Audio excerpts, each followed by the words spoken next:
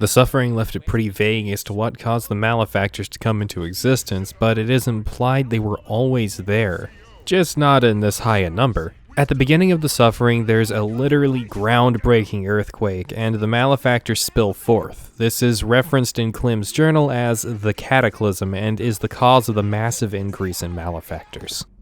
Contained in these pages are my observations of the bizarre creatures that have appeared on Carnate Island since the Cataclysm struck. The creatures emerge in a variety of ways, but many of them appear to come from within the island itself, as if the very earth of Carnate were poisonous and vile. This earthquake caused the chaos taking over Carnate and Baltimore. Massive sinkholes opened up that can be burned by strong enough light, much like the Slayers themselves, though they are seemingly unaffected by the sunlight, but we'll never know as both games take place over a single day, maybe two. The Cataclysm is the event that jump-starts the events of the game, releasing hordes of malefactors onto the island and later into Baltimore, the area of the second game. In the second game, we learn from Jordan that malefactors appeared once in a while, leaking out of every nook and cranny throughout the world, oftentimes looking similar to a horrible, tragic thing or method of execution. This binder contains a quick overview of the different malefactors that Foundation scientists and containment personnel have observed on the streets of Baltimore during our initial sweep. This does not represent the extent of our current knowledge, but provides a succinct overview for those who wish to become acquainted with our subject matter. Baltimore has a high incidence of abandoned building fires, often with squatters and other impoverished people trapped in these run-down buildings and burned alive. If only they could survive as well as the arsonist.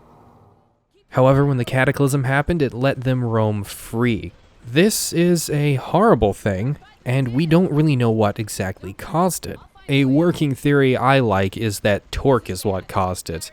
See, the malefactors are in some way connected to a real-life event, trauma, etc., and they would appear in areas where immense suffering has taken place. The absolutely massive amount of trauma that Torque experienced throughout his life is likely what caused the Cataclysm to hit the island and then spread further to Baltimore. The Cataclysm is an event that is implied to be able to happen to the world at large as well, with enough trauma and suffering taking place in one area. It's just that Torque tipped the scales for Carnates. That is what we do know, however we don't know if the Cataclysm can spread. There's a good chance that the Cataclysm can spread, and thus it will spread far and wide from both Carnate and Baltimore. But since the second game in the series technically flopped in sales compared to the first game, as you can see here, we never got to see further outside of Maryland. If the series does ever make a comeback, I would absolutely love to see if the devastation went further. It truly makes me wonder what New York would look like in this world after the Cataclysm takes place.